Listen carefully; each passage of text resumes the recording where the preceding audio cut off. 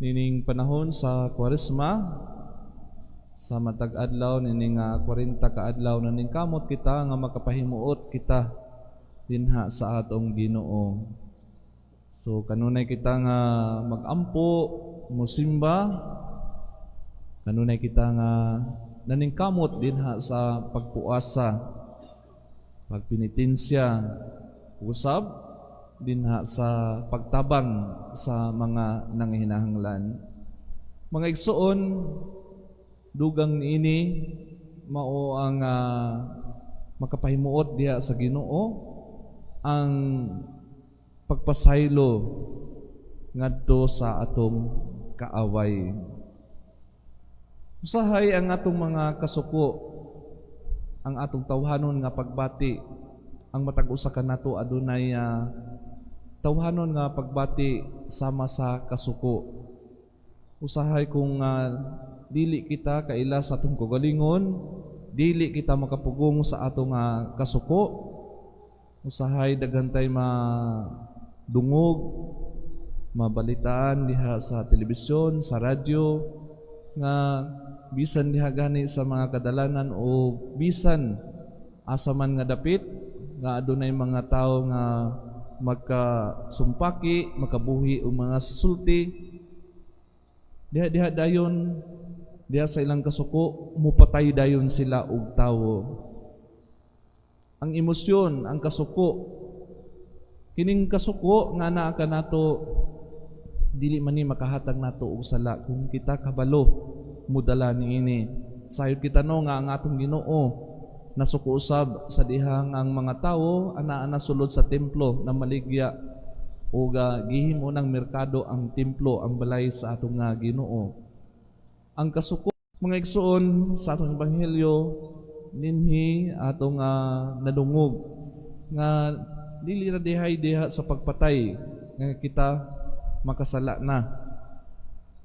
Atong nadungog dinhi nga ang tao di ay bisan tuod kung dili siya mopatay sa lawas sa tao, siya makasala na kung siya muingon diha sa iyang gustoon or kung siya masuko, kung siya musulti sa iyang igsuon nga kuwanggol, o kung siya musulti sa iyang isig katawo nga buang, sama na kini dinha sa pagpatay nganha sa tawo.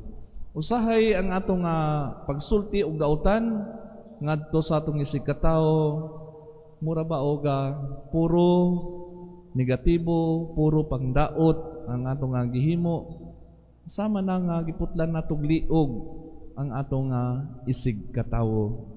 So maunay atong bantayan, dili ra di ay ang pagpatay sa lawas, bisan ang pagbuhat og dautan, ang pagsulti og dili maayo, buang, kuwanggol, kini sama na nga nagpatay kita sa lawas sa tawo. Ang pagdaot sa dignidad sa tawo. Mga igsoon, ang Ginoo nagpahinumdom kanato. Siya nang hinaot nga kita makigauban kaniya didto sa gingharian ug mao kini ang pangandoy sa matag usa kanato, sa matag kalag nato nga kita makasinati sa kinabuhing walay katapusan didto sa langit. Ang Ginoo nagpahinumdom kanato sama diha sa unang pagbasa, dili ako malipay nga mamatay ang usa ka makasasala, hinunua palabihon ko nga maghinulsol siya sa iyang sala aron maluwas siya, nag-ingon ang Ginoong Dios. Diha sa atong pagpaningkamot, sa pagpangayo o pasaylo, usab diha sa pagpugong sa atong mga kasuko ngadto sa atong kaaway, unsa may makatabang kanato ang pagka mapaubsanon. Kung naa gihapon ang kasuko diha sulod sa atong kasing-kasing, kinahanglan ta nga magampo pangayoon nato ang grasya sa Ginoo nga hikapon ang atong kasing-kasing nga dili kita maguna-una ug dautan ngadto sa atong isig katawo. Kay kung dili kita kabalo mo pasaylo ngadto sa ato nga isig katawo, nandili usab kita ngayan sa kaluoy ug gugma sa Dios nga kanunay nato nga gipangayo. Ilabi na gayud kung kita mangayo sa pasaylo panahon sa pagkumpisal. Usab ang salmo responsoryo nagpahinomdom kanato diha sa tubag. Kung ikaw o Ginoo magtimaan sa among kalapasan, kinsay makalahutay. Dinhi pahinomdoman kita nga ang Dios andam nga kalimtan ang atong mga sala, ang atong mga daotang binuhatan.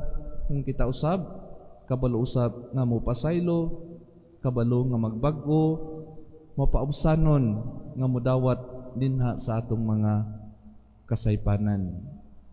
Ang pagpahimuot sa atong nga Ginoo, ang atong pagsimba, ang atong paghalad, siya nagpahinomdom nga kung aduna kitay kasilo ngadto sa atong nga isig katawo, atong unahon pag-adto katong mga tao ba mabusog kita diha sa pagpahinomdom sa Ginoo.